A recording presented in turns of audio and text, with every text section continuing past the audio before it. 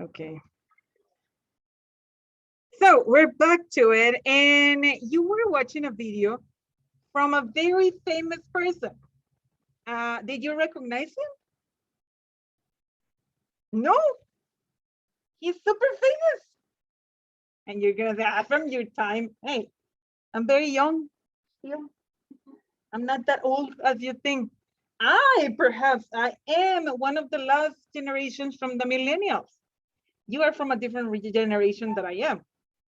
You are not in the same level as I am.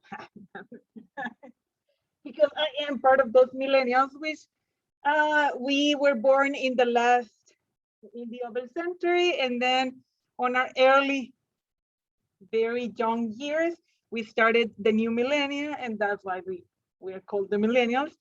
And we have experienced so many changes with technology. And personally, I have seen so many changes due to telecommunications.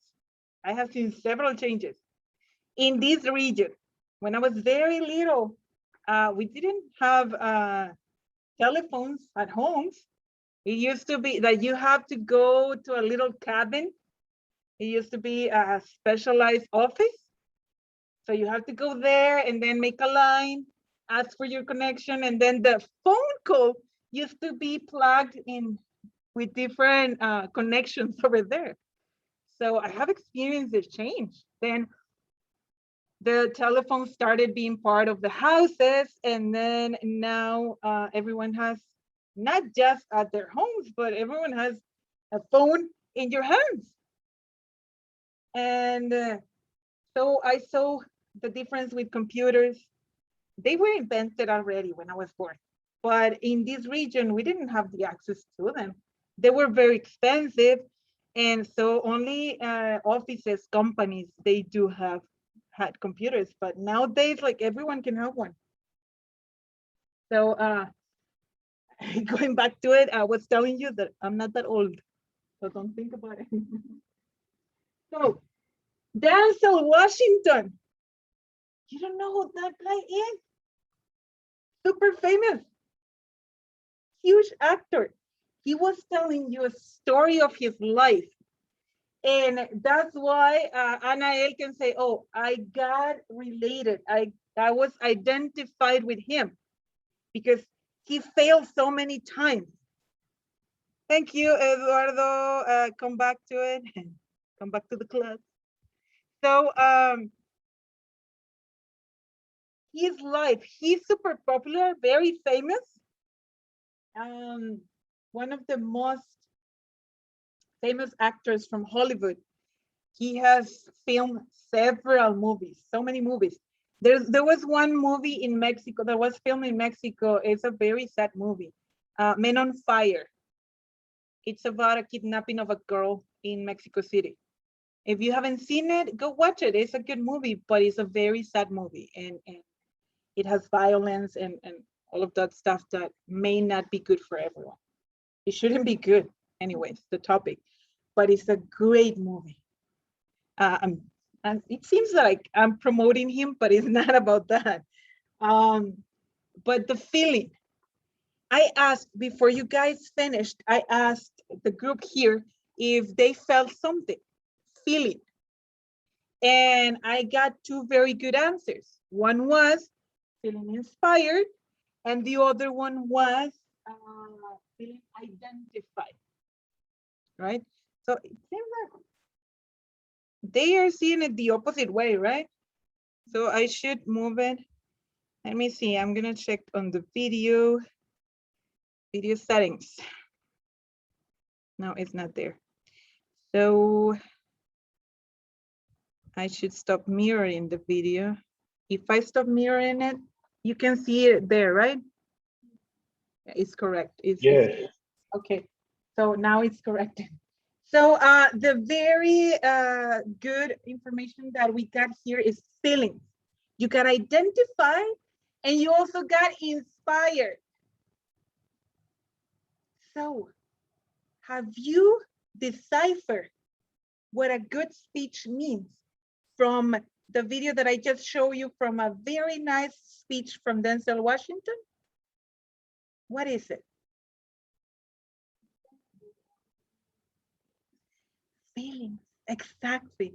If you can connect with your audience through the feelings, man, you covered everything. Feelings.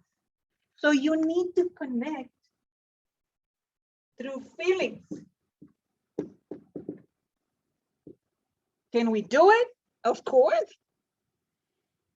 Of course, this is not like that's super easy because it will be related to the topic, what the topic is. But a good speech, and if we talk about a good speech, we should talk about the perfect speech. If we're looking through perfection, we're looking to find the way through your audience feelings. That's why I was saying before, I mentioned this before, you need to take a look at your audience. When you're the speaker, you need to understand their feelings. How? It's about the mood. That's why part of the class covers the mood of the audience. You need to find out if they are sad, you need to change their feelings. On the perfect speech, you need to change those feelings. You need to connect. I understand it's not that easy. It's about practicing. You need to get the expertise on this.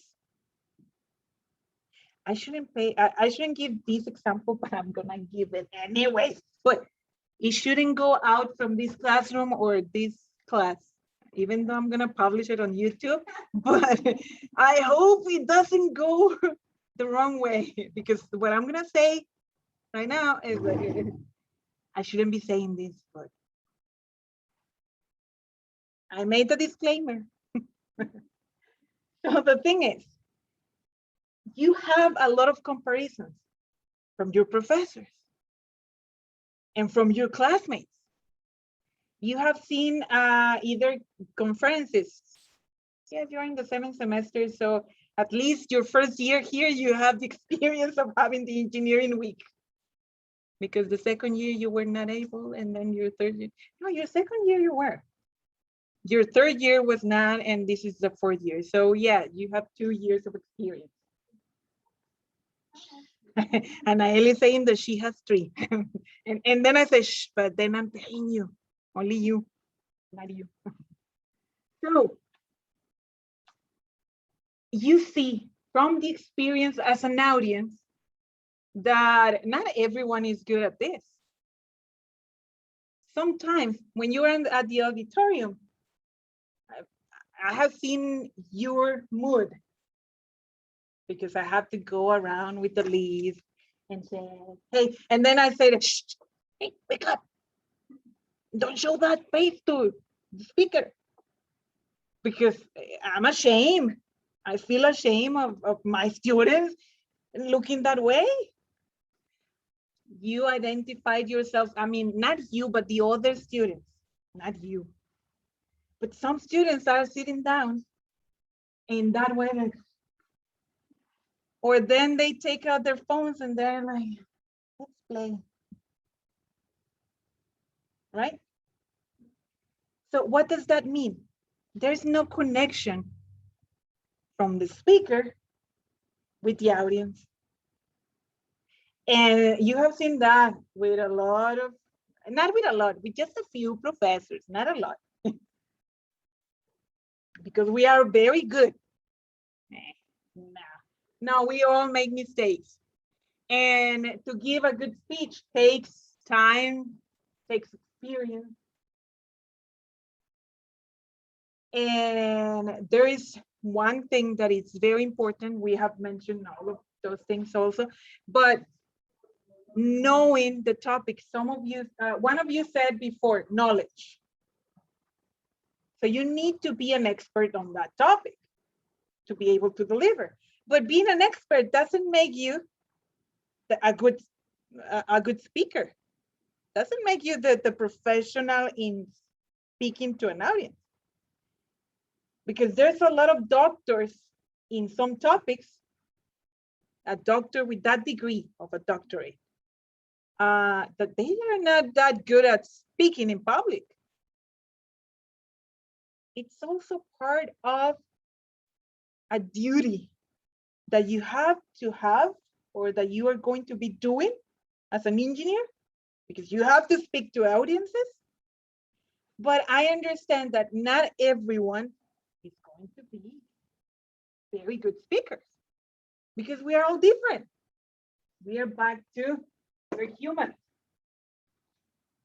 But being humans and being engineers means that we are looking all of the time to better ourselves.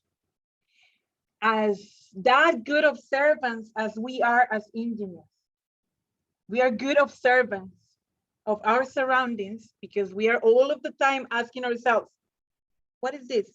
What is this? Can I set the answer to this? Can I do experiments for that? Can I uncover the truth on this? That's part of being engineers. We engineers our ways, the way we move, the way we solve our problems. The same way, we need to find out our strengths and what we're good at, but we also need to find the opposite, where we're not good at. And we need to better those. I'm talking about speaking to an audience. If you're not good at moving your body, you need to start practicing moving your body. Because we said that already. Body language is one of the keys. If you're one of those that are glued to one part that don't move, you're definitely not good at speaking in public. But you need to find out for yourself. I'm not able to tell you, Yvonne, that, hey, you're bad, but if you do this, I can just give you advice. But you're the one who decide to correct it. I can give you advice, but on a few things, but not on everything. And you can give me advice. I'm receiving feedback right now. When you're looking at me, I know if you're paying attention or not. I am receiving feedback already. And that I need to put it into practice. And from those mistakes that I'm making, I need to cover those. Because if not, then I'm not a true engineer. Well, that's what I believe, right? Being engineers, I understand we are not the best speakers, but we understand our faults, our debility, our weaknesses. I was inventing a word. Our weaknesses, debilidades. That's what I was inventing the word. Our weaknesses. If we know our weaknesses, we can correct them. But again, it's up to us. I can only give you advice, and that's what I'm doing with this class. I can only give you advice, but it's up to you to correct those. I'm going back to sharing the slides, and I'm gonna start going a little faster with this one.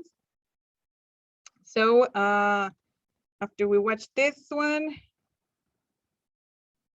we should talk about what matters, the audience. If you're going to use slides, if you're going to use help, visual aids, I need you to see me. I'm gonna open this one. If you're gonna use slides, then try to make it short, small sentences. And remember this one, simpler words are also easier to understand. Use the vocabulary that you know when you're speaking to an audience. Because you can get in trouble if they don't understand something and then they ask you. And then if you don't know the answer, automatically you're losing the audience. That's what can happen with just a simple thing. So Keep it easy for your homework. Keep it simple. In the instructions for the homework, it says, get prepared. It gives you a few videos to watch so you can get more experience through watching videos. And it tells you to prepare for a 2 to 3 minutes presentation. It's not 10 minutes.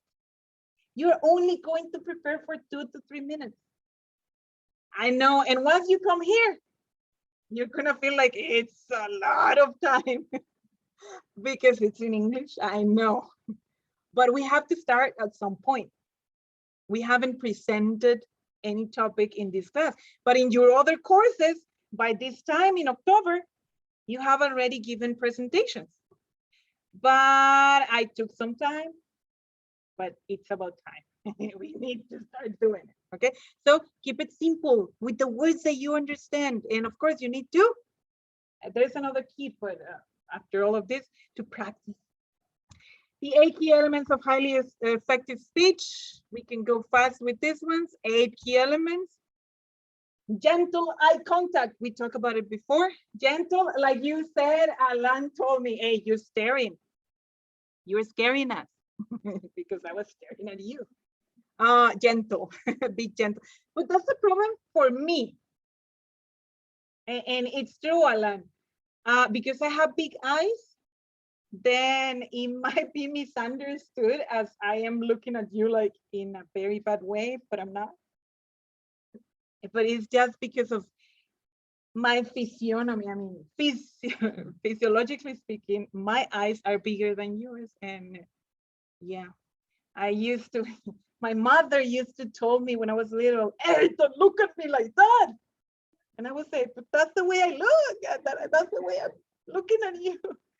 And then we'll get into an argument, but that's because it's me. I have to be honest with you, that happened to me. So kind facial expressions, kind. Your face should look kind. Warm tone of voice. Warm doesn't mean low. It doesn't mean that you need to speak like this, very low. Warm means that the feeling from the audience, they feel comfortable and good when they are hearing you. Okay? Relax this position. Your body should look in that way, that you are relaxed. We talked about anxiety before. So you need to do those exercises about anxiety. You need to consider, remember, going to the bathroom before a few minutes, taking your time to practice, invite some friend to practice, and finding a point into the audience so you can concentrate a little more and reduce your anxiety, do some movements. We talked about that before when we talk about anxiety. Pardon me. And low speech rate is always good. So don't go too fast. Don't go too fast. Don't go too fast. And don't go too slow. I'm sorry, Mr. President, not you. You know who I'm talking about. I'm not gonna say his name just because. I need to be careful about that. But you all know what I'm saying. Going too slow is a very bad speech. Going too fast, you can also lose the audience too. So you need to find your speed, velocidad, when you speak. The one that is good for you. Brevity, like don't talk too much. But you can find out when you practice it.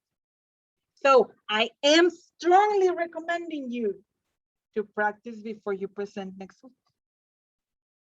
You too, because you're presenting from your house. So for next week, you need to make sure to be able to use a webcam, a camera. It can be from your phone. Yes, you can use your phone because I'm asking you to submit the PowerPoint, the slides. If you're gonna use PowerPoint or Prezi or whatever it is, you're going to send them before we start the class. that in case that you have problems projecting, I can project them, all of them, through my computer. And that's going to be faster. I'm just going to open them from the speed grader from Canvas. And then I have them all. So if you don't send them, you can't participate. So be careful about that. The words themselves, what we said before, the vocabulary that you're using, just keep it simple. The vocabulary that you know, not the vocabulary that looks fancy, nice. No, stop doing that. Like, for example, if I use the word convoluted here, you're like, what? Because it sounds nice, but automatically you didn't understand what I was saying. And that can become very convoluted. And again, you didn't understand. It's a word to describe something that becomes confusing. But there's more to it, but I cannot take all of the time here for that. So yeah, I was explaining all of that in these slides, but I'm gonna skip something because I already talked about the eye contact. So through this one, I'm gonna stop just for a minute. For the kind facial expressions, you can compare over there. There is in this slide, we show the angry low, the angry high, how you look when you are with those faces. And so that can go through your audience, and you don't want that. The most important here to think about it is you need to keep it positive. And so you need to keep it warm. You need to keep it happy. Yes. Between neutral to happy, those that come into the left, between neutral and back to happy low and happy high. That should be your face expression. You need to remember those. So there's a short video that is recommended there, but whenever you see this start, it's part of the homework. It comes into the instructions for the homework. So I mean, it's a recommendation. It's not like you must watch it, but it's a recommendation. Warm tone of voice, we talk about that. You can read it after. Expressive hand and body gestures. I decided to use this image because you see the action. For body movements, you can learn from yourself through a mirror. Find a mirror at your house and start practicing. If you're going to practice for next week, take your computer or your phone, whatever it is, take it with you next to a mirror and watch, take a look at the slides, but watch yourself in front of a mirror. I'm not forcing you to do that. I'm strongly recommending you to practice in that way. If you don't want your family to look at you, go to the restroom, take your computer. There is a mirror in the restroom. Everyone has it in the bathroom. If you have a bath, then it's the restroom. So take your computer with you, close it, and then start practicing in front of the mirror. That's one of the best ways to get experience on your body movement. Get connected with yourself. But I strongly recommend that you don't practice nudity on that, because then your computer is there and something wrong may happen. So just don't do that, okay? And so relax disposition, slow speech rate, I talk about that one. Brevity, just keep it short. The words themselves, remember to keep sentences, the adverbs, adjectives, nouns, verbs, interjection, conjunction, preposition, pronouns, all of those that are part of your vocabulary need to be back into a sentence. Remember that just one word without the other ones don't connect the ideas. So just remember that, because grammar, yes, it is important. You can read more about these ones. And organizing the speech, that's what it is about the homework. It's about organizing the speech. That's the topic that you're going to cover and you're going to present it, not me. We're going to cover one of the topics for the unit, but presenting. All of you are going to talk about the same. Yeah, I don't care. It's about practicing. And if you're the first one, it's the hardest part. But if you're the second one, you can learn from the other one and so on. This should be about the end of it. Yes. And I'm going to go with the other slides because I don't need to talk too much about it other than showing, reminding you what should happen. We're good in time because we didn't start exactly at the time because we have a little problems plugging everything. So it should take another 5 minutes with this PowerPoint presentation. It's 34 slides, but I'm not gonna go through all of them and take 5 minutes with all of them because this is information that we talked about before. So I'm just gonna go through all of them fast. And there were some slides before in the unit 1 and unit 2 that talk about this one. So I'm just gonna go through it. And you can actually, you can take a look at them slowly if you go and click on them when you go through Canvas. Are you guys at home able to see the PowerPoint presentation for oral presentation, visual aids, and audience mood? Over there, someone, Sergio, Arlet. Who else was there? Cristobal? They're not here. They left. You see how I feel when you're at home? It's so frustrating. Very frustrating. Okay, so oral presentation skills, but this is related to, just take a look at, we talked about these skills before. I don't want to talk about that, but I want you to see the slides. Cover the slides, the visual aids, colors, background. That's what I want you to check.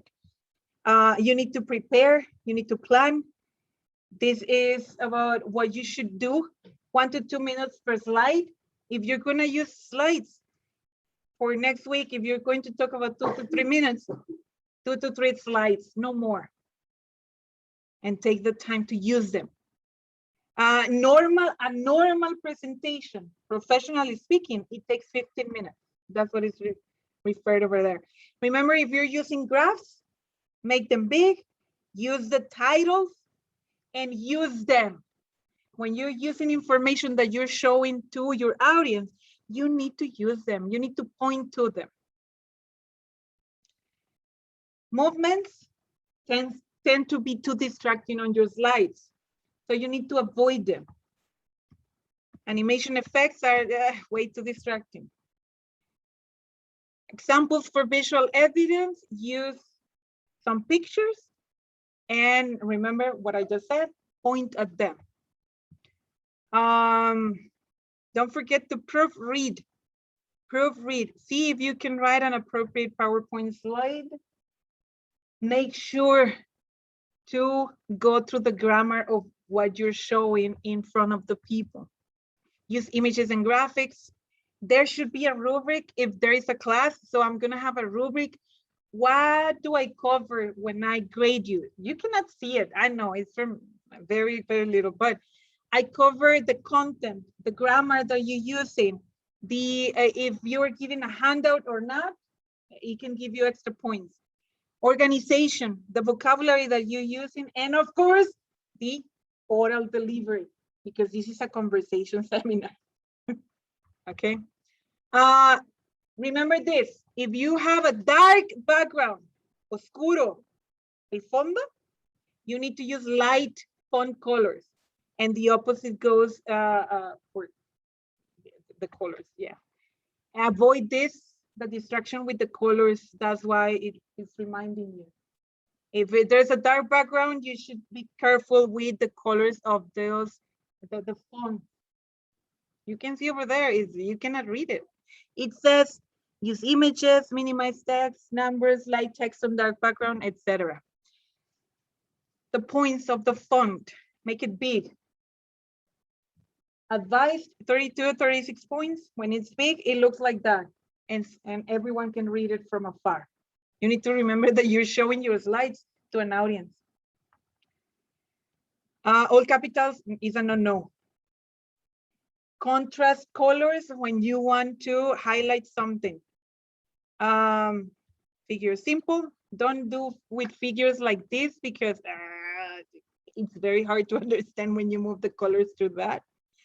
The lines and symbols, you need to be careful about those. Need to be progressive. Keep moving forward with slides. If you're gonna use presses, be careful about it. Remember that it has a lot of movement. So don't make it too big. Just be careful about that. Practice. Then you were falling asleep. Practice. This is about what makes it better. Practice, practice, practice. Get feedback. We're gonna get the feedback from the group. From me also, and we're gonna get questions. Okay. And oh, make sure about this. If you are making a mistake, if the audience don't notice it, you don't need to apologize. Because then if you say that, you cut your speech, and then the audience is thinking, oh, I made a mistake. Maybe he doesn't know, she doesn't know about what she's saying, blah, blah, blah, blah. So try to recover yourself if you made a mistake and don't apologize. And so on, questions, you should leave some time for questions for the audience. And remember this one. This is the last slide, actually. Remember this one. Your audience mood. I can see it right now. Like, you're looking at your watches, and you started putting your stuff back into your backpacks, and you're like, it's about time. I know, and that's why I'm finishing right now. So it's about time. Class is dismissed. I'm gonna give an announcement. So wait for it. Wait for it. You guys over there, just make sure to sign also the class because fírmenle. Because I don't know if you were there or not. So